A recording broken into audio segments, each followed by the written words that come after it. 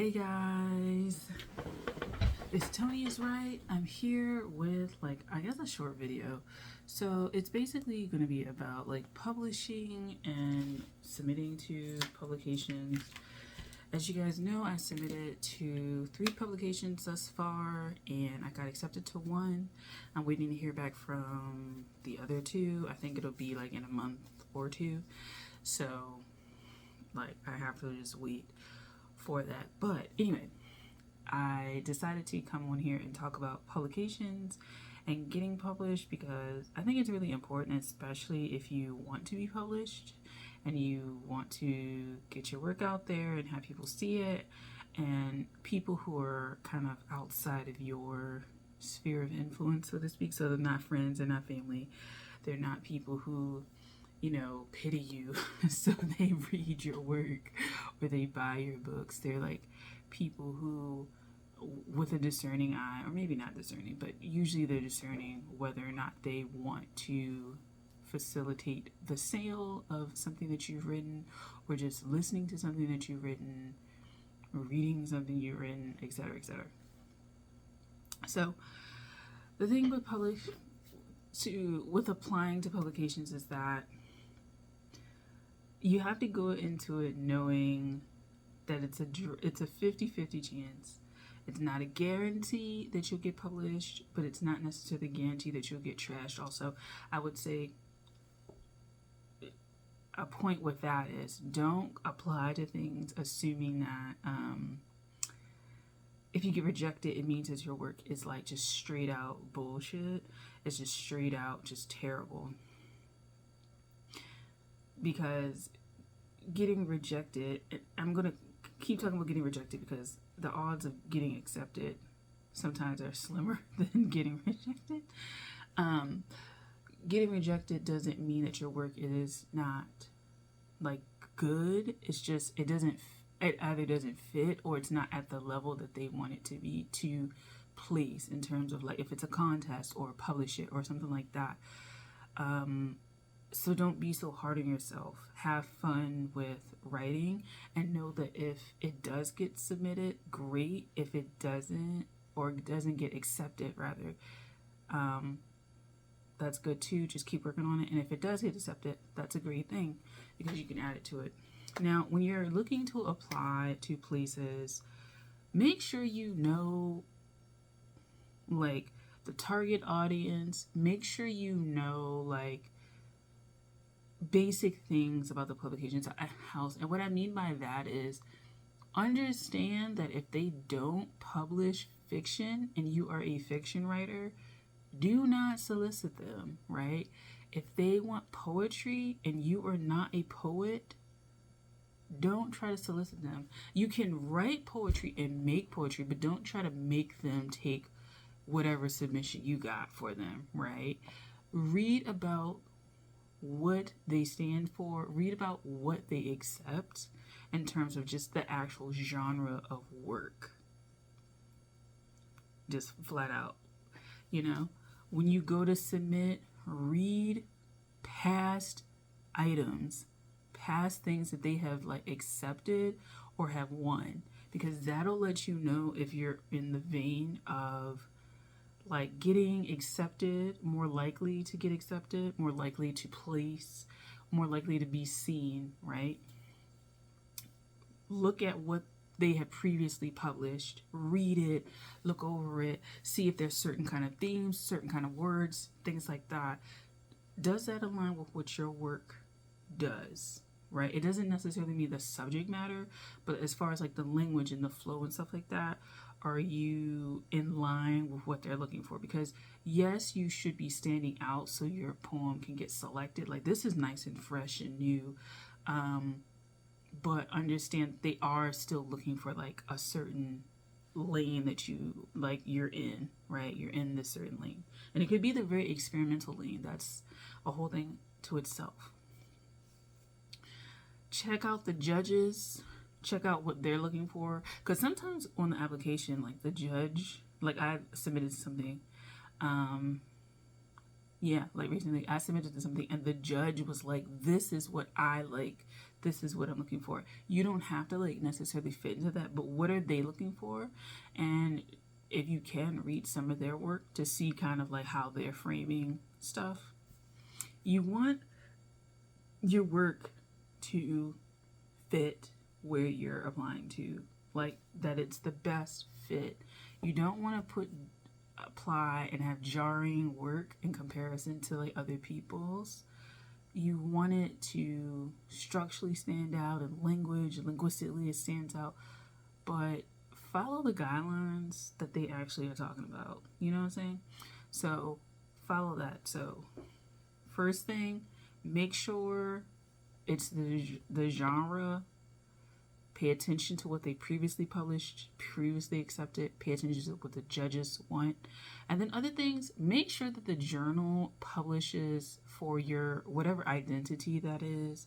As far as like age, is it POC leaning? Is it queer leaning? Is it, pay attention to that, because that also like goes in line with like what they're looking for in terms of like who to publish.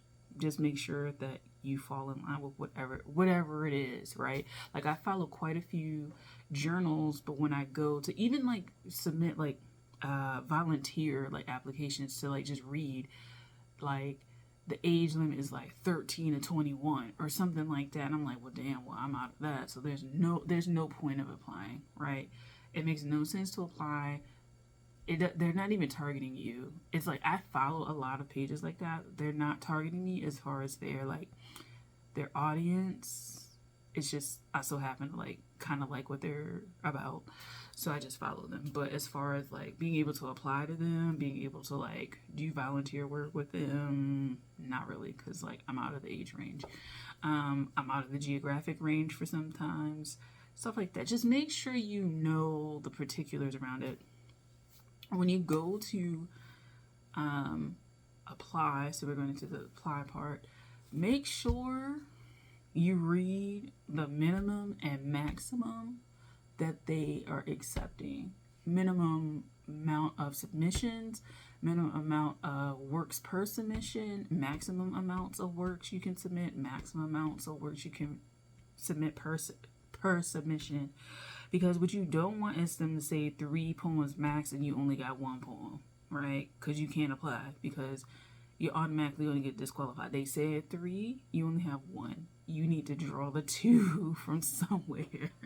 You got to draw from somewhere. So pay attention to that. Pay attention to word count. Pay attention to if it's a theme.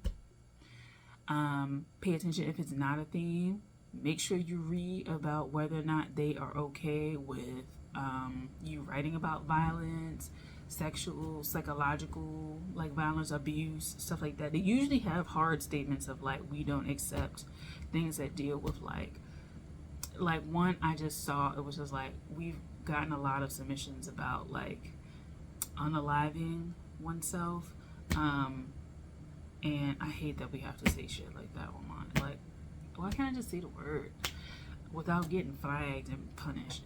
But like unaliving ourselves, we actually don't want those kind of submissions. Like, we just have gotten a lot of them, and we're just trying to figure out why. Like, they literally were just like, we don't want them. We've gotten a lot of them recently, and we're kind of like, we're good on that. Like, that's not what we're looking to publish. So make sure that the theme fits what you're doing. Even if you like take the theme and you turn it, if it's playing off of the theme, then you should be good. But like, I feel like a lot of applications, the job applications too, is like, can you read and follow directions? Can you like do that? Because sometimes I feel like as creatives, especially, we're just like, I'm just free and I just do whatever and I'm just like that. And it's just like, you can't go into submissions. Like, submissions can be very fun, and I feel like the people on the other side of the screen that are reading your work aren't as like hard. They're not hard asses as much as we think, but like, if they're getting grants, if they're getting money, especially, like, they have to operate a certain way, so they need certain criteria to cover their ass. But even if they didn't receive stuff like that, like, they have a structure and they have a vision for what they want, And following basic instructions helps them to streamline their process, and then it helps you to figure out like whether or not it's for you, right? I definitely would not apply the day of and not have everything together. So what does that mean? An application, like I said, read the minimum, the maximum, number of submissions, number of pieces in a submission, all of that stuff. I would also make sure if you need a title for your work or group of works, have that. Your artist statement, artist bio, cover letter, stuff like that. I mean, if you want to have a standard one, like people have standard like resumes that they customize, then perhaps do that. I actually probably would recommend that, and then you could kind of like edit it.